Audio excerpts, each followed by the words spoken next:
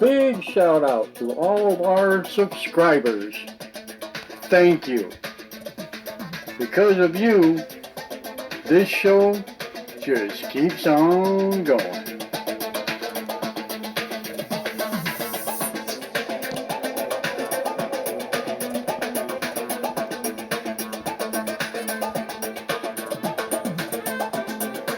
Now, on with the show.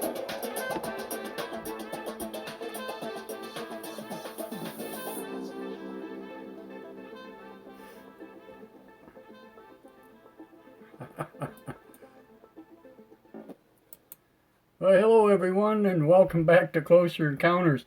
I don't know how that happened, but when I started to stream, somehow, I wound up upside down, and I don't know why.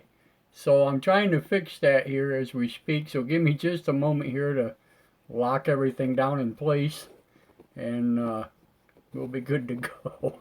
I actually had to turn my phone around. I don't know why it did that. That's kind of crazy. Yes, thank you, Sharon. I am well. I'm glad to see you here. Glad you got your subscription taken care of. Yeah, I know sometimes it can be a real pain in the butt, but yeah, really something. Okay, let me spin this around here for you. Cool. Ain't that something? Yeah, I never expected that to happen. Wow, crazy. I don't know why it did that. That's really weird. Huh. I'm wondering what's going to happen when I switch it over to the other. What's the topic tonight? Well, I'm glad you asked. I got a, I got a really cool thing going on here.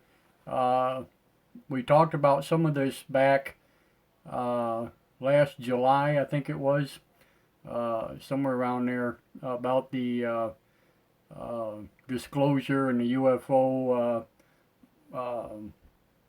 being chased by the jets and all that stuff from the Navy and different things like that. And I came up with a few things that I think is going to be really interesting for people that we're going to talk about concerning those particular UFOs. And what I think I come up with is going to surprise a lot of people. Pretty crazy stuff, to say the least, but yeah. Still showing on the phone though, so yeah, I don't know what happened there. I just got a glitch saying I had no internet, and I don't know why. I got plenty of internet, so see if I can type something here. There we go. So anyway, I see my name pop up on the phone there, so looks like it's still working that way. I don't know if the stream itself on YouTube is bad or what.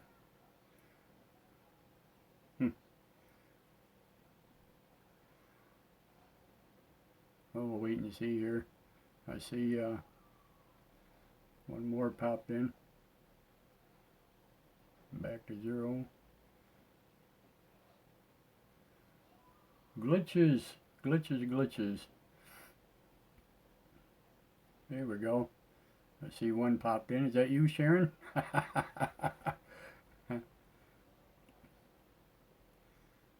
There's 2 people. Cool.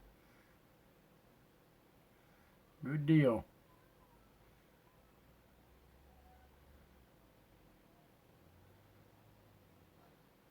Yeah, I shouldn't have any problem with internet as far as that goes, but for some reason it said my internet went low, so it kicked us off there for a few seconds. It didn't drop the stream per se, it just causes the YouTube thing there to go kind of glitchy a little bit, so. Yes, it's me, Bad Ram between Minnesota and New Jersey. Yeah, yeah, I wouldn't doubt that a bit. I wouldn't doubt that a bit. Uh, so, cool. Well, I'm glad to see we got some folks filtering in. Good deal. Say hi to me there if you would, and let me know you're watching, and you know, it'd be awesome. So, wanted to see if we could share this on Facebook real quick so people can see it. So I'm gonna reach over here to the computer real quick and just go to Facebook, and I'll share this, and then we can get the show on the road, so to speak. But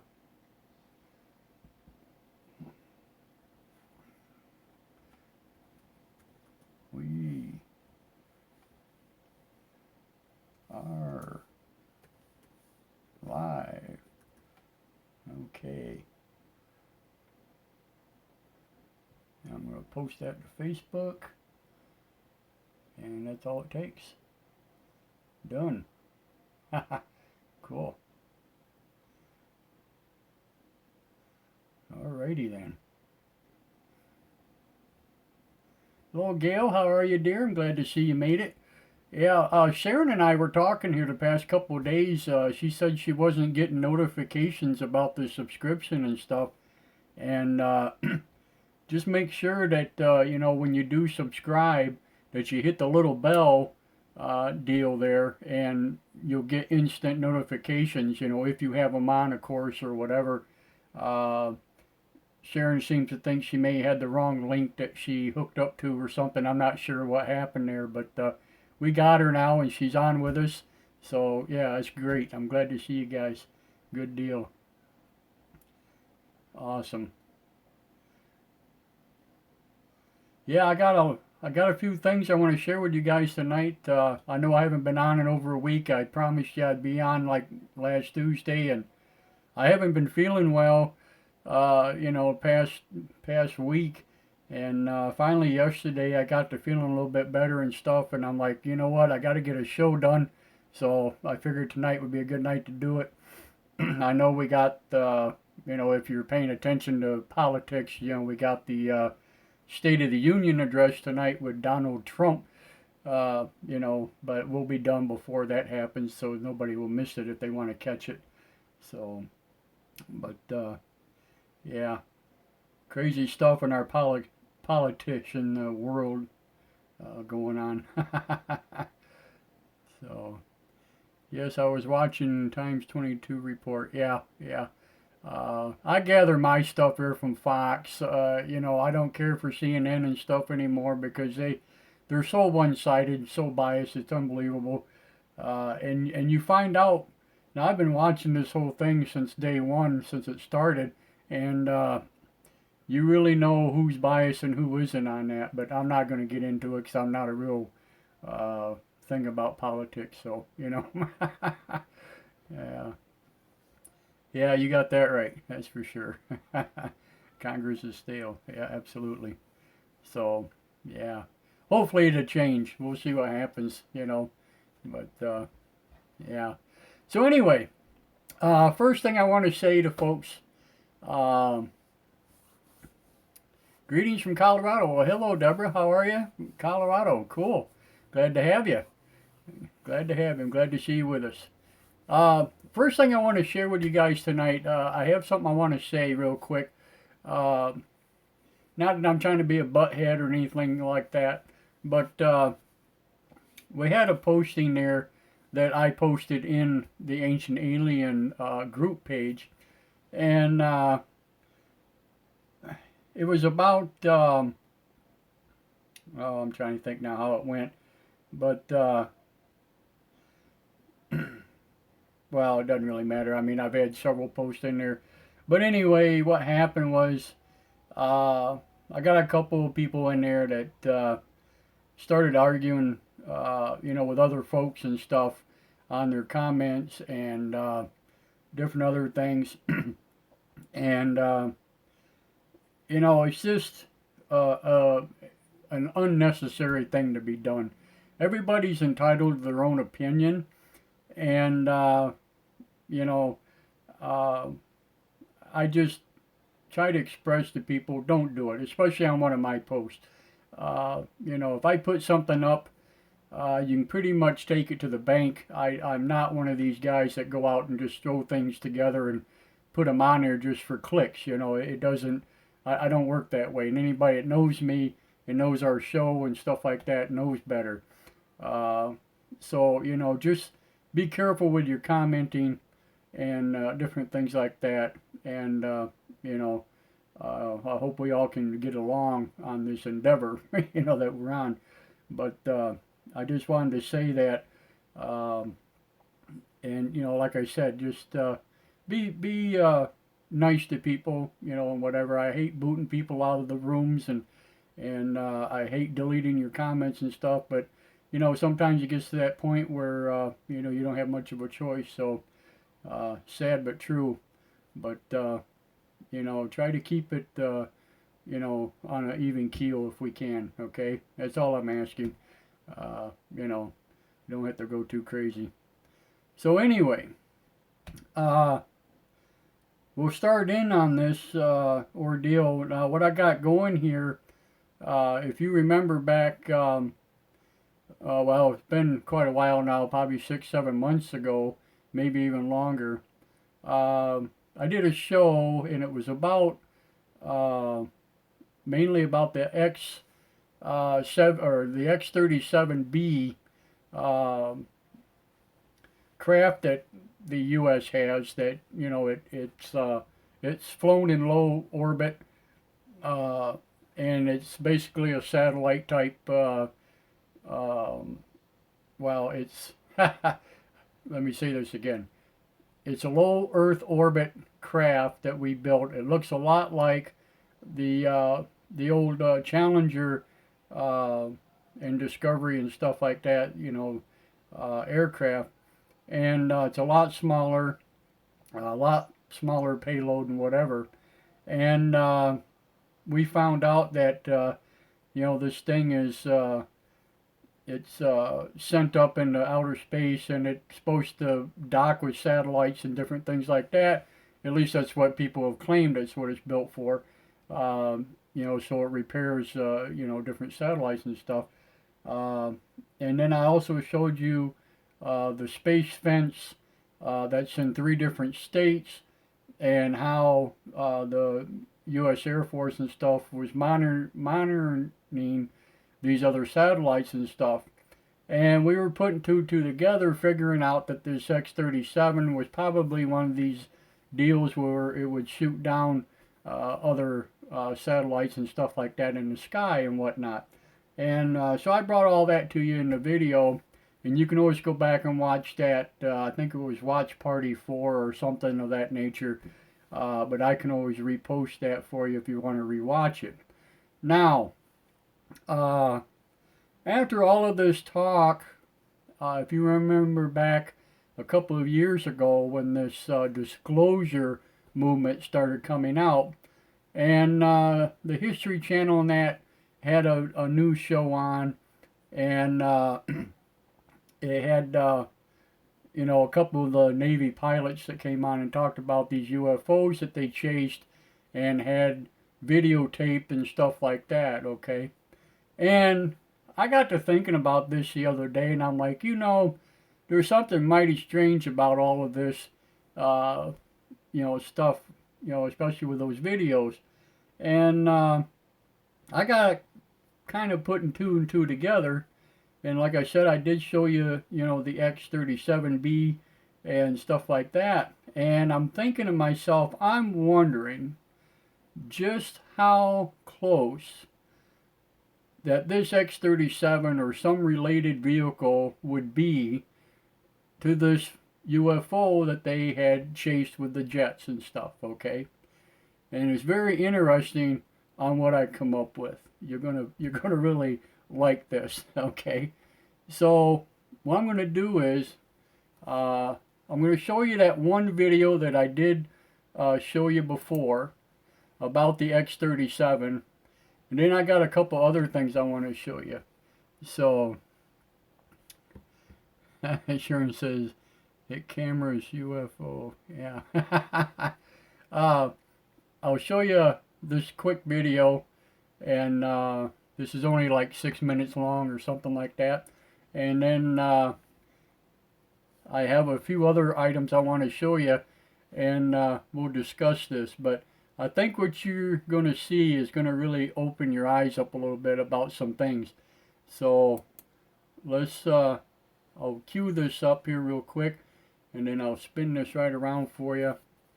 And hopefully we'll get this set up. So let me change. And I'm going to put her on here.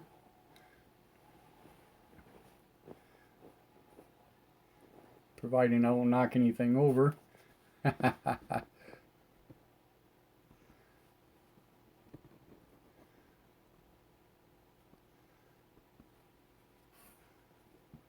Okay. Okay, I hope that's okay. And we'll start the video.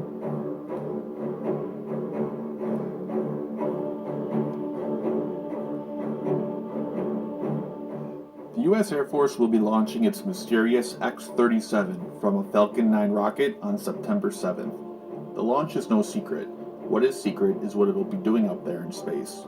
This will be the 5th flight of the craft, and as with the last flights, its mission is classified as an appearance to the space shuttle, however much smaller. It is 29 feet in length and 9.5 feet tall. It has a wingspan of 15 feet and a payload bay of 7 feet by 4 feet. Inside the payload bay is carried a solar panel for power and can carry 500 to 600 pounds of equipment. The X-37 is a grandchild of the X-20 Dyna-Soar. The Dyna-Soar was a U.S. Air Force manned spaceplane designed in the 1950s. The government eventually canceled the project due to cost and technology limitations and went with the capsule design to launch the first Americans into space. A few decades after the Dyna-Soar came the Refly, or the reusable flyback satellite. This vehicle appears very similar to the X-37. The craft was designed by Rockwell International, which was then acquired by Boeing, who used the design to construct the X-37. NASA awarded Boeing funding to develop a reusable spacecraft for testing and to repair satellites in orbit. In 2004, the program was transferred to DARPA, which is a government agency which develops and studies advanced and future technologies. At that point, the X-37 became classified, and eventually taken over by the U.S. Air Force. Again, what the X-37 is doing up there is secret. The Air Force's official explanation is that the spacecraft is designed to perform risk reduction, experimentation, and concept of operational development for reusable spacecraft technologies. So far, only 2 experiments on board have been publicly acknowledged: a NASA material science experiment and an ion thruster being used for future spacecraft propulsion. Any attempt to figure out what other uses the X-37 is being used for must take into account a few clues. First, the craft is under control of the military, not NASA, therefore it must have some sort of military application. Second, its flights have all been very long in duration. Whatever they are testing requires long exposure to space. Now I just want to stop that one more time like I did on the last video that we did with this and show you the dates: 2010, 2011, 2012, 2015. Now this video is a little bit old, and as you know, this is now 2020, with 2019 just behind us.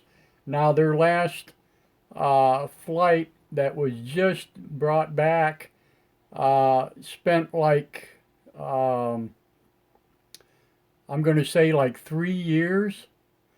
I think they launched it like in 2016, and it just came back just a month or so ago, back in December of 2019 or something like that. So it's been up there quite a long time, okay?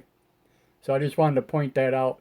But those are the dates of operation, and it shows you how many days that it actually spent up there in low Earth orbit. Okay. Third, it has a lot of fuel. The original design called for 3,100 meters per second of delta V. Delta V is basically the measure of how much you can maneuver in space. The space shuttle, for comparison, only had about 300 meters per second delta V. This larger amount of fuel could indicate that the craft is meant to rendezvous with satellites or to get into position to fly over a certain area of the Earth. Fourth, all flights have been in low Earth orbit, typically lower than 250 miles in altitude. This low orbit is used for many commercial satellites, several military recon satellites, and manned space missions. And finally, it is reusable. Reusability comes at a high cost. The heat shield, landing gear, navigation equipment, etc. are very heavy, which really limits the payload that it can carry into space.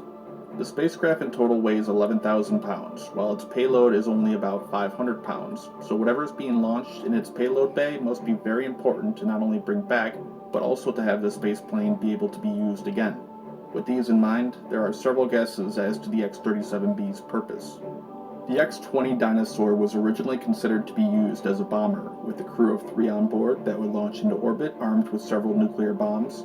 They would then re-enter the atmosphere, drop the bombs, and return home using a jet engine. If the X-37 is a bomber, it could sit in orbit for years, and once the signal is given, change its orbit to target a location, release its weapons, and return home. The spaceplane's development also coincides with the US's development of its Prompt Global Strike program, whose goal is to be able to strike anywhere in the world in less than 1 hour. However, this application is unlikely due to its small payload capacity, and it would also violate the 1967 Outer Space Treaty, which bans placing weapons of mass destruction into orbit. Many people have stated they believe that the X-37's purpose may be to destroy or disable enemy satellites. It could maneuver to get in close and either use lasers or kinetic weapons against the target.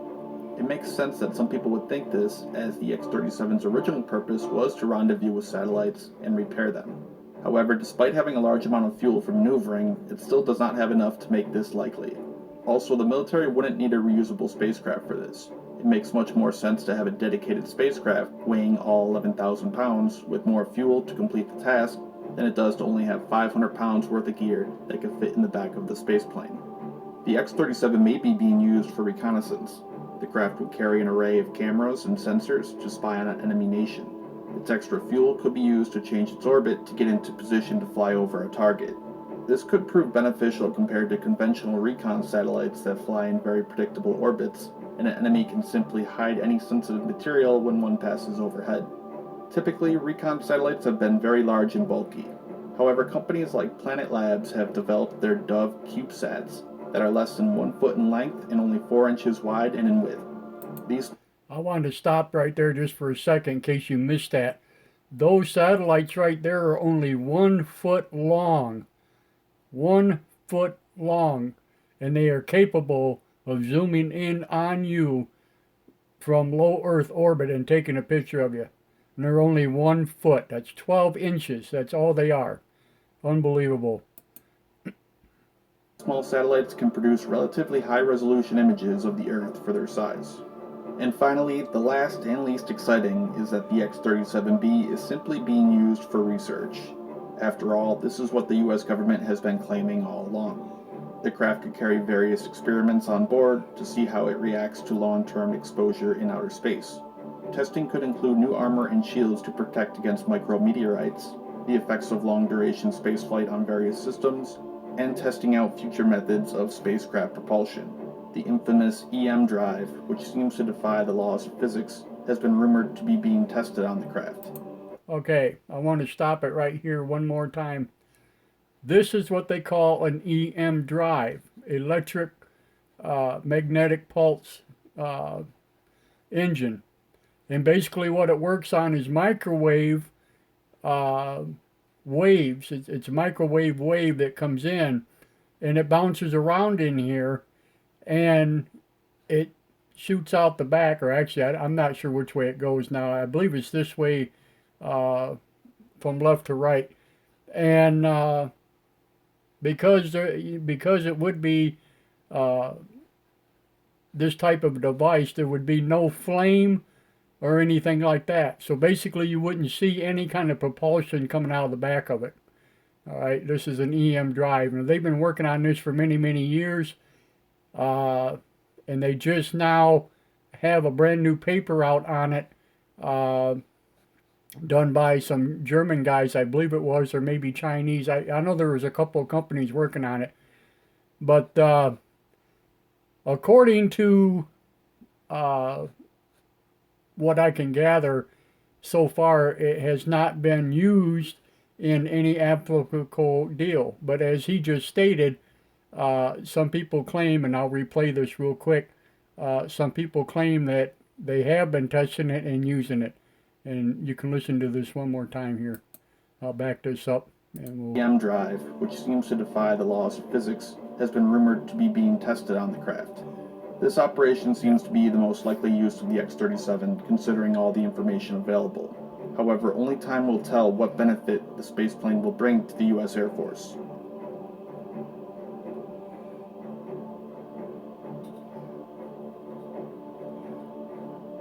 And of course, it gives all the credits and stuff there.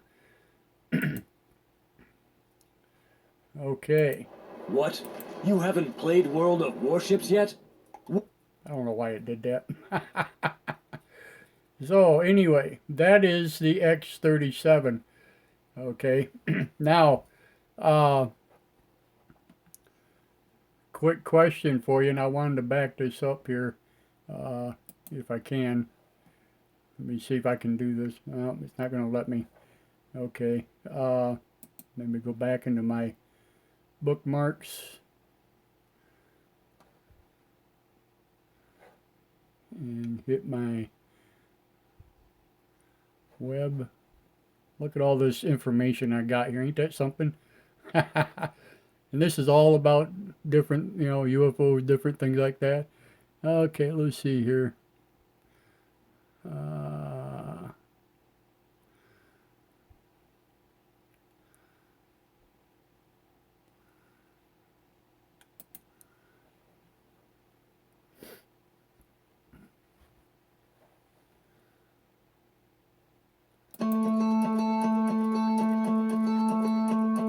I love commercials.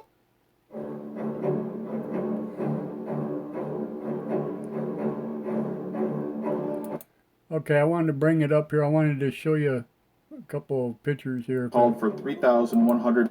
Okay. Now take a good look at this aircraft, okay? And look how it actually looks here. Let me Third, it has a lot of fuel. The original... Now look at that aircraft. And tell me what that actually looks like. Does that not look like a Tic Tac? If you were to actually look at this as they claimed. If you remember the one pilot's description of it that they had there on their video, they called it the Tic Tac, which was, quite a... And this is kind of what gave me that idea about this particular aircraft. And I'll bring up another quick picture here. thing is that the X-37B is simply being used for research. After all, this is what the U.S. government has been claiming all along. Now look at this thing. I mean, seriously, take a good look at it. You're not going to see wings and stuff like that, whatever, because, they're so small. The aircraft itself isn't really all that big, And so if you're looking at this at 20 some miles away through your camera, your infrared or whatever it was they were using, you're not going to see all this stuff, okay? Craft could carry various experiments on board to see how it reacts to long-term exposure in outer space. So I just kind of wanted to point that out to you as far as that goes. So we can get rid of that one there real quick. Now I want to bring up something else here. Okay, yeah, and like Sharon said also, she just made the statement that, loaded with fuel or fuel plus bombs, it does have the solar panel to hold it up in orbit. So yeah, they're not using fuel as it's flying around up there. And that's a good observation. Thank you, Sharon, for that. That's cool. Now, if you remember, or maybe you don't remember, in a couple of articles about the Tic Tac UFO that they took. Now, these pictures, of course, were done I think one video was what, 2004, and then another one I think was 2015 or something of that nature. Uh, I can't really remember now what the dates were on them. But the one comment that was always made about it was how fast these particular vehicles were. And in one story that I read, uh, it actually said that it could, well, they estimated it at like Mach 10, which they claim that, there's no such aircraft that we own that flies at Mach 10. Well, I got something here I want you to see, and this is kind of crazy. This is called the X-43A, and this is built by NASA, not by anybody else. Now, I don't know if you can see that. I may have to tilt this camera back just a touch here. Let me see if I can bring this down for you. There we go. So if you can catch a picture of it there real quick. And what that looks like. Now look at how this craft is built. Sleek, very flat. Now this is not a very big aircraft. This is relatively small. But this is the newest thing that they got going right now that they're working on. And hopefully I can show you that other video about it. But they just hit supersonic Mach 10. They just set the world's record with this particular aircraft.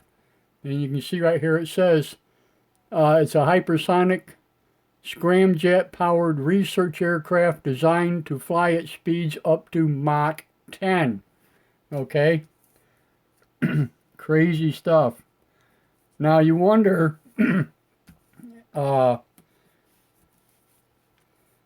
I'm going to let you in on a little secret. Mach 10 is pretty fast. It's like 7,000 miles an hour, give or take. Okay? And matter of fact, hang on here just a second and I can show you. At least I hope I can. Let me see if we can Google this. How fast is Mach 10? No, it's not going to do it because I don't have it set up for it. Okay, sorry about that. It says, please check your microphone. Yeah. Let me try it a different way here.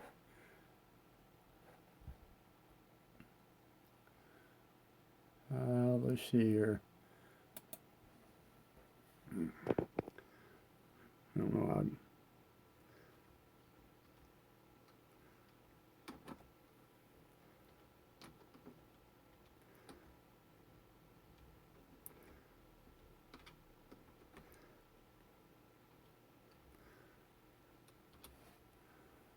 Let's see here.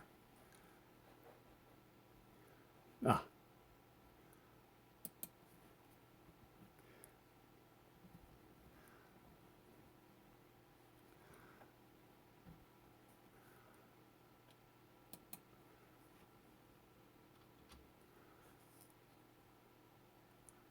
Come on.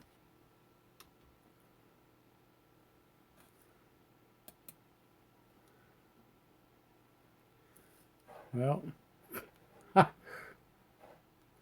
not going to help me out. Let me see if I can hit the history here. Let's see here.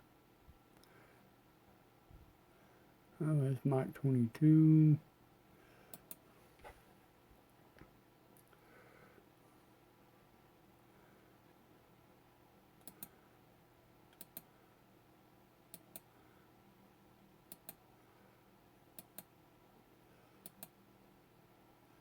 Mach 10. Okay. I don't know if you guys can read that or not. Let me see if I can turn that for you. Mach 10 is 7,672 miles an hour. That's Mach 10. And we have achieved it, even though they claim we're only working 5. The real kicker of this is, let me show you just how fast. And there you go. This is how fast the Boeing X-37 is. 17,430 miles an hour. I'll say that again. 17,430 miles an hour. Which roughly is Mach 22.3. Mach 22.3. Mach 23 is actually 17,647, and I can show you that because I did Google it.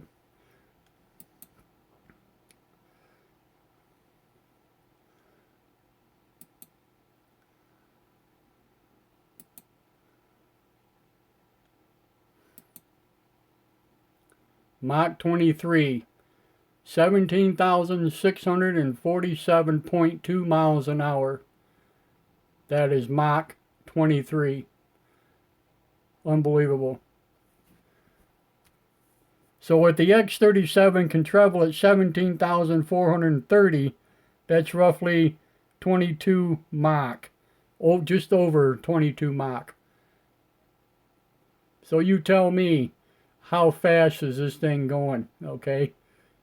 Now, if that's the case, and I truly believe, that this is the craft that everybody has been so excited about, thinking that they caught on camera with the jets for you. Now, this actually comes from the National Interest, written in 2009, if I'm not mistaken. Now, this one was written January 28th of 2020. This is a new article, and it's entitled "A UFO or America's Newest Stealth Plane?" question mark. Iran just saw something fly by at Mach 10. Okay. Now we know Mach 10 is only 7,000 miles an hour. It's pretty slow, actually.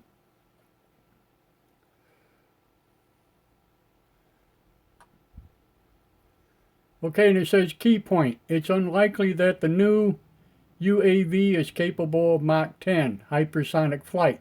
The Pentagon is still struggling to reach Mach 5. Well, we know that this is bogus. I just told you we just broke the world's record, okay? So we are hitting Mach 10, no problem. Of course, I did say this article is also actually older, so. Iran is the only other country besides the United States to operate arguably history's most powerful interceptor aircraft, the F-14 Tomcat.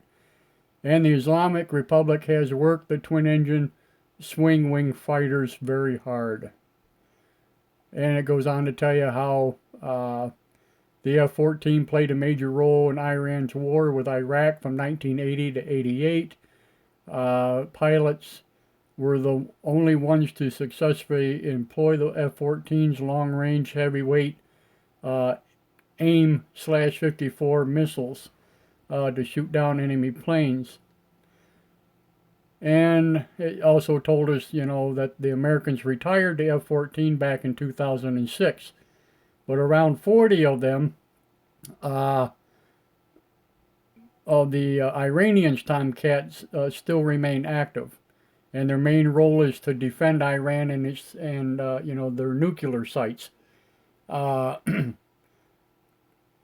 it says that it's a mission that has brought the interceptors in close contact with some very mysterious aircraft, according to a bizarre and fascinating 2013 story in Combat Aircraft magazine by reporter Babak Tegavi, I believe is how you pronounce that. The Iranians believe the objects were spy drones belonging to the U.S. Central Intelligence Agency, sent to sniff out Tehran's suspected atomic weapons program. But they attribute to these alleged unmanned aerial vehicles characteristics and capabilities far beyond what any known drone can achieve. And in 2012, one of the alleged flying robots reportedly also shot down an F 14, attempting to intercept it, or at least some Iranians seem to believe so. Over the decades, Tehran has built three major nuclear facilities that could, in theory, be used to assemble atomic weapons. Reactors at Bushehr in Iraq and the enriched plant of Natanz. I don't know. This infrastructure became public knowledge in 2002. No doubt the CIA took a strong interest. Potentially long before that date, a number of reconnaissance drones were sent to collect intelligence to prepare for possible attack by Western forces. To protect the nuke facilities in 2004, remember that date now, 2004, Iran deployed a task force composed of 8 F-4E fighters and 8 F-14s, plus a former 707 airliner and a C-30 cargo plane outfitted with sensors and radios for command and control. The task force encountered what it believed were CIA drones with astonishing flight characteristics. The drones could jam radars and disrupt the interceptors' navigation systems. They flew outside the atmosphere. In other words, they could go up higher than anybody could fly. They flew up beyond, into low Earth orbit, basically, at speeds up to Mach 10. They could hover, fly at night, and they emitted a telltale blue light that led to their nickname, luminous objects. In several cases, F-14s faced them, but were unable to operate their armament systems properly. One Tomcat taking off to intercept the object on January 26th of 2012 mysteriously exploded, killing both crewmen. Tegavi implied that the alleged drone was somehow responsible, as the F-14 in question was one of the finest and fittest of the 40 or so Tomcats then in service. It should go without saying the CIA and Pentagon most likely fly reconnaissance aircraft near and even over Iranian nuclear sites. In 2012 and 2013, Iran fighters tried to intercept American Predator drones outside of Tehran's airspace in 2013. A U.S. Air Force F-22 stealth fighter blocked the interception with some Top Gun style theatrics. So in other words, we stopped them from chasing this thing, okay? We got involved and we cut them off, basically.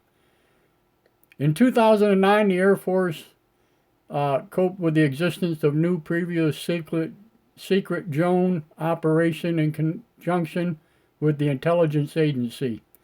The RQ-170 Sentinel was based in southern Afghanistan with short flying distance of Iran.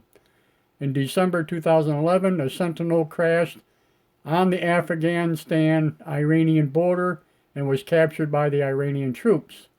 Neither the Predator nor the Sentinel is particularly high-flying, nor can hover or glow blue, and neither has the electrical power to scramble radars and navigational gear. Rumors abound that the Air Force and CIA operate a stealthy new drone that has not been disclosed to the public. Even if they do, it's unlikely that new drones is capable of Mach 10 hypersonic flight. The Pentagon is still struggling to reach Mach 5. So if Iranian F-14s truly are chasing around super fast, super high flying, and lethal UFOs, what exactly are they? Who knows?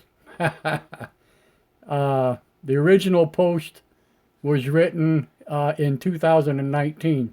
So This is only like a year old, the actual post is. So there you go. So, what's that tell you? Well, we know that we already had our main baby, the X-37, all right, which is capable of 17,000 miles an hour, Mach 22, okay?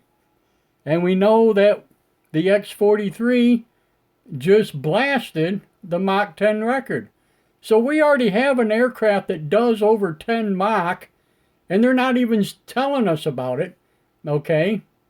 And yet we're praising the X-43 that we just blew, you know, the Mach 10.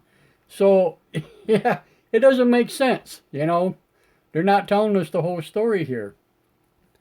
So I believe, and it's just my thought, that this X-37 has a lot more going on than what they're telling us, and that's what I'm basically sticking to.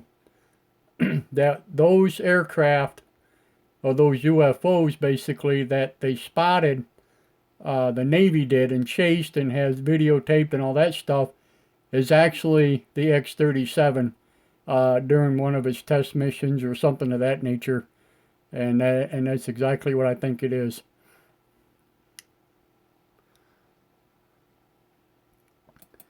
And then this here, I'll show you, this is a video.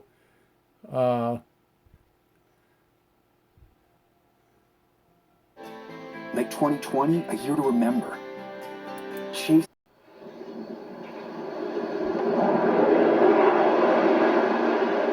And you can watch this. This is a real short video.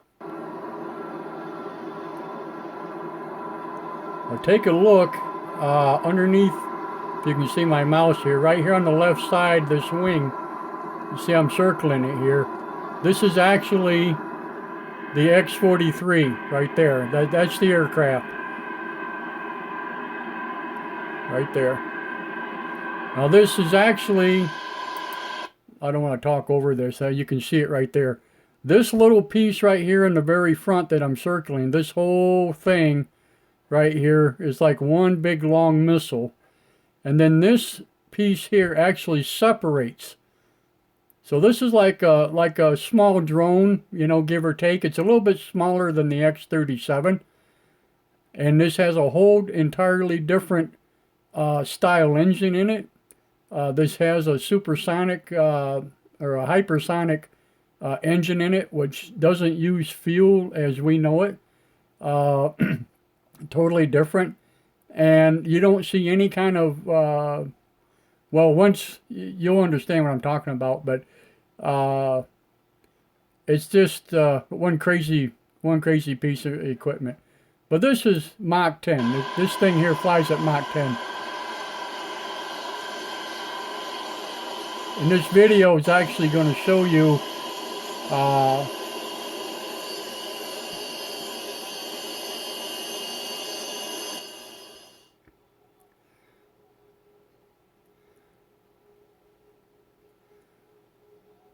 this is actually going to show you their record that they just broke. And that's what this video is. So Alonzo saw an opportunity to cash in on some sensitive to the Gumbo Press. Yeah, I would say so, Sharon, absolutely.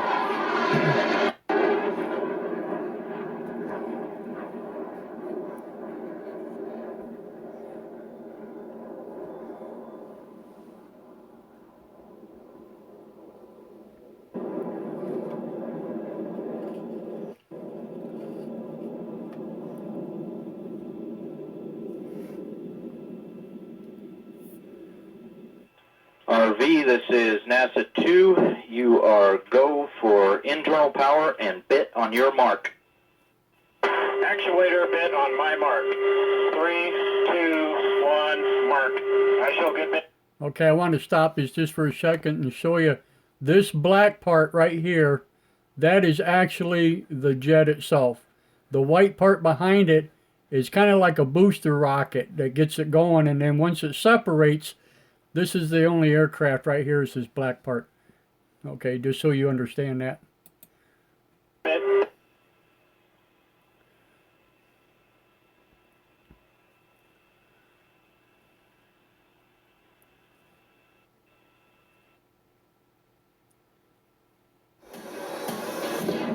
course, we got an ad right in the middle of it. Ha!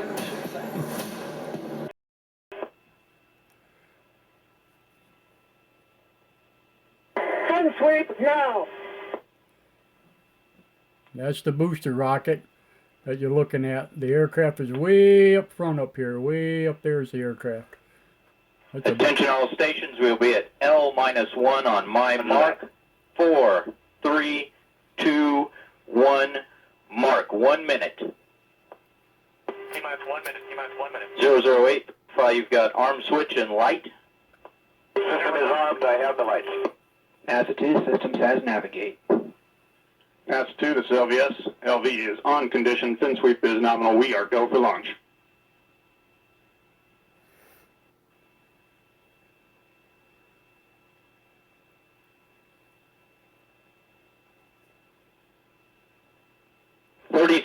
Thirty seconds.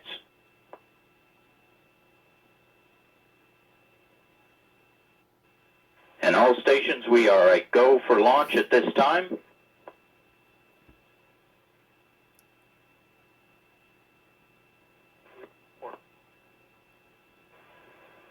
Seconds.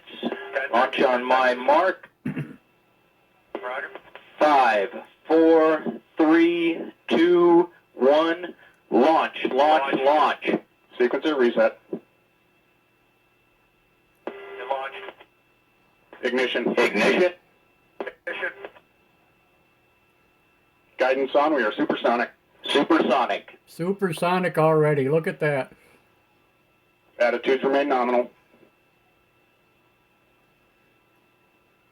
That's with the jet. That's with the rocket Motor pressure motor. is nominal. This is before separation.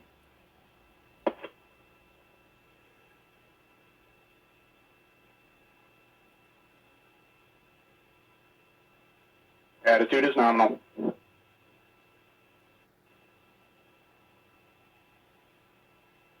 Can't even see it. Look how fast that thing's flying. 4-6, clear the bomber. You can't even see it. All you see is We a have smoke 2-1 on. trail. We are through Mach 3. We are past Mach 3. Attitudes are nominal. We are negative alpha. We are negative alpha at this point.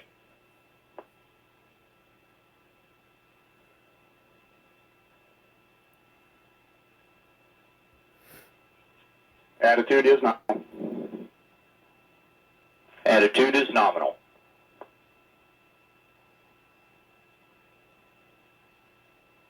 T alpha. PSS disable. Got burnout. Ready to set. Ready to set. Sap. Separation. There's a rocket to separating. Cal open. Cowl is open. Fuel on. Fuel is on. RV is stable. RV is stable at this time. And there it is, all by itself. Yeah, it just went out of sight. Fuel is off. PID is active. PID is active.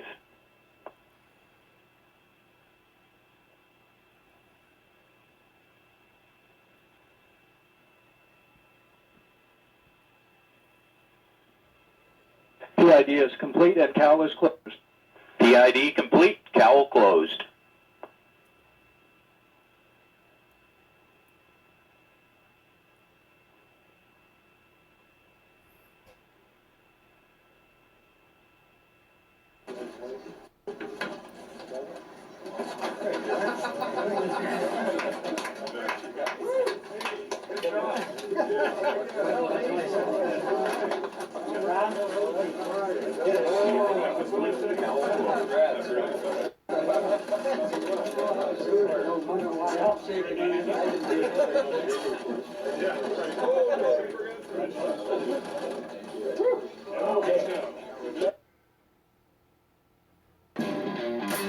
More commercials. Gotta love it.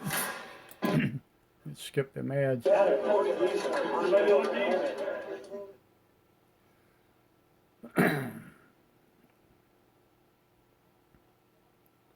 Launch. Sequencer reset. It launched. Ignition. Ignition. Ignition. Guidance on, we are supersonic. Supersonic. That only took them just a few seconds to get supersonic. Attitudes remain nominal. That's phenomenal. Ready to set. Ready to set. Look how that Happened. looks. Then they're going to show you in onboard cameras of the separation and stuff.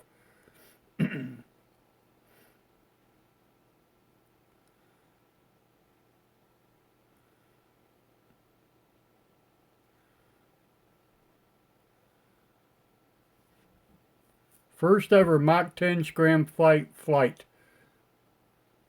Unbelievable. Unlike conventional rockets that must carry its own oxygen to operate, scramjets are air breathers that obtain oxygen from the air in which it's flying, and this characteristic allows for much more airplane-like operations with increased safety, affordability, and flexibility.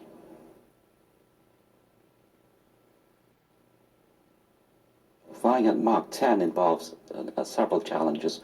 First of all, the scramjet propulsion system must work at even a higher speed, 7,000 miles an hour as opposed to 5,000 miles an hour, and that's always very challenging to make it operate at these extreme speed conditions. The second one is that when you fly that fast, the heating rates are about twice as high at Mach 10 as at Mach 7, and therefore you must design the vehicle, including the propulsion system, to be able to withstand these kinds of temperatures.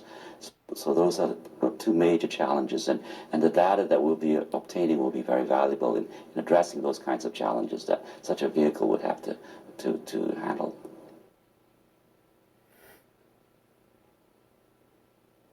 A primary application for this technology is to future space launch vehicles. Hypersonic air-breathing propulsion could be the first stage of a two-stage-to-orbit system, reusable system, or ultimately a single-stage-to-orbit reusable system. A second primary application is to vehicles that fly within the Earth's atmosphere at hypersonic speeds.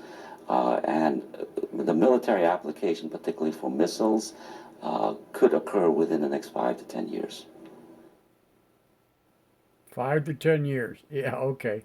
The ultimate goal of hypersonics really is twofold. One is to reduce the cost for access to space. Routinely getting to space with this type of technology or using this technology, an operational space access vehicle is a goal. The second goal, and probably one that's farther out, granted, but maybe 100 years out, but hypersonic commercial travel, I think, can be a reality someday in anywhere in the globe in just a few hours.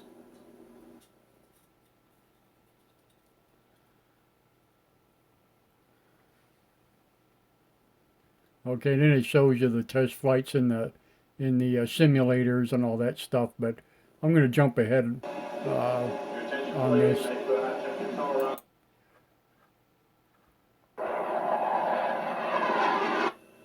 Gun sweep now!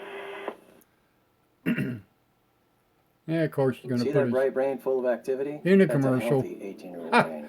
Sorry about that. Mine is the other one. Gotta love YouTube. So this here is the actual jet engine. The aircraft itself is way up here in the very front. Right there's the aircraft itself. All this white that you see in the back is actually the rocket. Mark. Roger. 5, 4, 3, 2, 1. Launch, launch, launch. Sequencer reset. It launched. Ignition. Ignition. Ignition. Guidance on, we are supersonic. Supersonic. They're already supersonic in less than about 5 seconds. Attitudes remain nominal. Ready to set. Ready to set.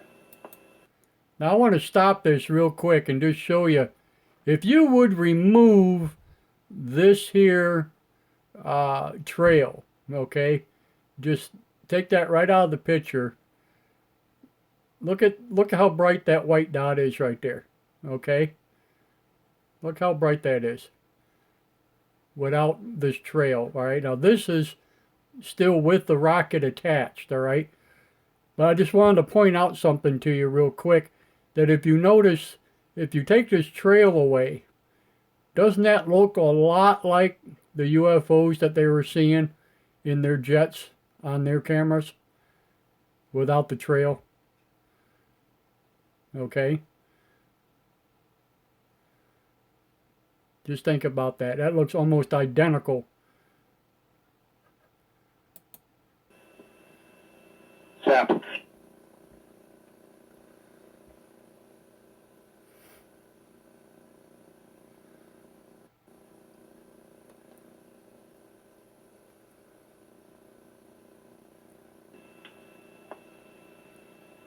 Separation. There it is at night. Cal open. Cal is open. Fuel on. Fuel is on. Look at that. Now, oh, I wanted to back that up because this is my point, exactly what I wanted to show you. Cal open. Cal is open. Fuel on. Stop. Look at that. Now you don't see any jet stream whatsoever. Nothing. Just the white dots. You see that? No jet stream. And that's at Mach 10. So I ask you, what did they see? Is this what they're looking at? Or was it the X-37? Fuel is on. RV is stable. So there you go, folks. Alrighty. So we'll put this back around. So basically, that's what I wanted to show everybody. And, you know, I hope you understand and get the gist of, you know, what I was talking about and different things like that. So let's break this down a little bit. Back when they shot those footages of these aircraft, you know, the UFOs that the Navy pilots saw, it was claimed that, you know, they were flying at basically Mach 10. And then I also read you the article about the Iranian jet fighters that said exactly the same thing, that these things were flying around Mach 10. Now they also claim that they hovered and all kind of different things. So, you know, I'm not sure, you know, if they were actually hovering or if they were seeing something different altogether. Who knows for sure. But I just wanted to stress and point out that no matter what the government or anybody else says, you know, Lanzo and the rest of them talk about, we do have the capability of reaching Mach 10 and above. Mach 10 is slow compared to the X-37.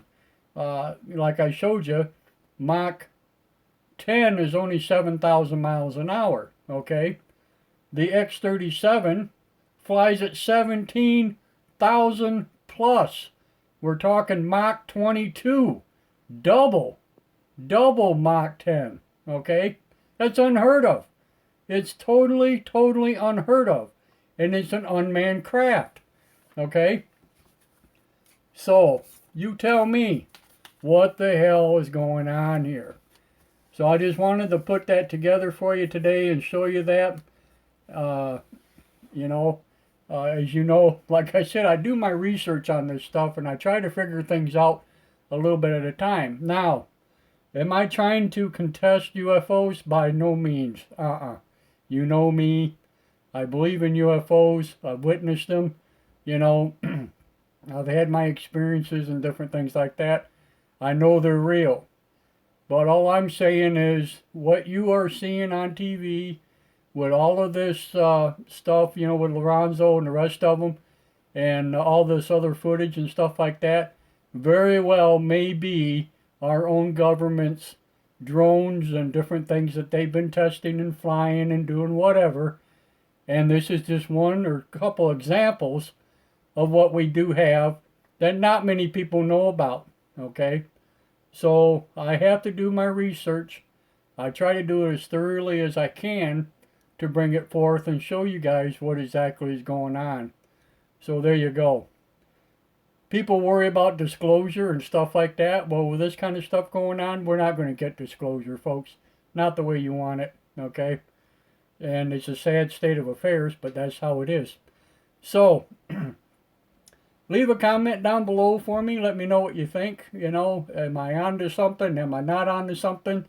You know, I gave you some pretty good evidence of different things that are going on.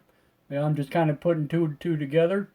And don't forget that they also have the EM drive. Okay? Now, is it in operation? Who knows? Okay? And if it is, then yeah, you know, we got some pretty powerful stuff going on. Not to mention the fact that Trump also actually put Space Force on the map now. You know, it's actually a new branch of our military, Space Force. Why? Well, if we got this kind of stuff and they're building it and they're flying it and, you know, here it is, yeah, we're going to need somebody to run it. So there you go, you know, new branch of military.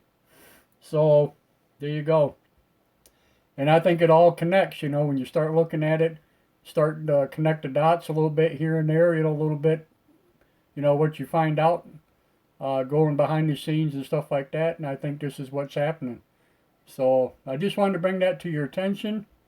And I'm working on a few other things, you know, like I said, but this just kind of came up a few days ago, you know, my mind, how it works and stuff. And I'm thinking, gee whiz, you know, so I started digging into it, and this is what I found.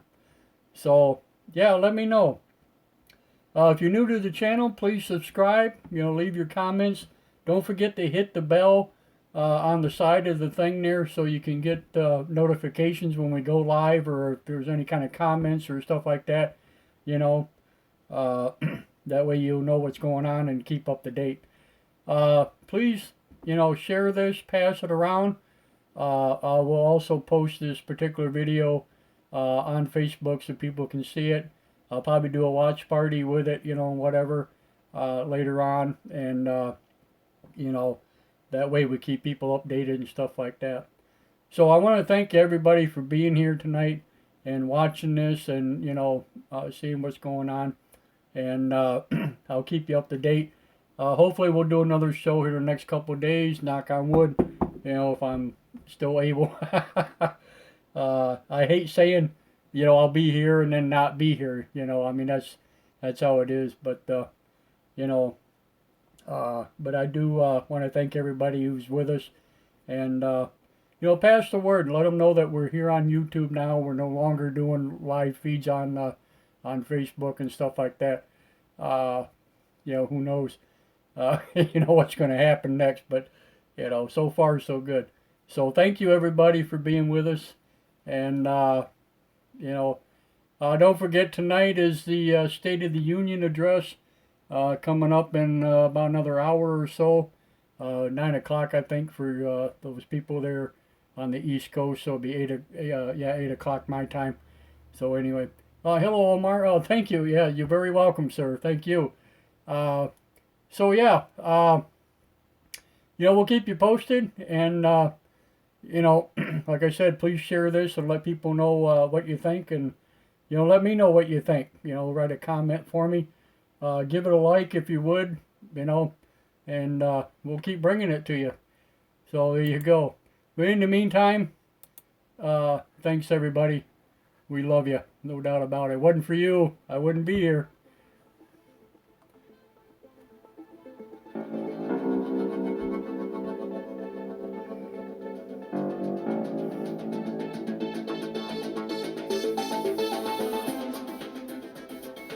I want to thank you all for listening to Closer Encounters. Please remember to like, follow, and share. And until we meet again, keep your eyes to the skies. Thank you.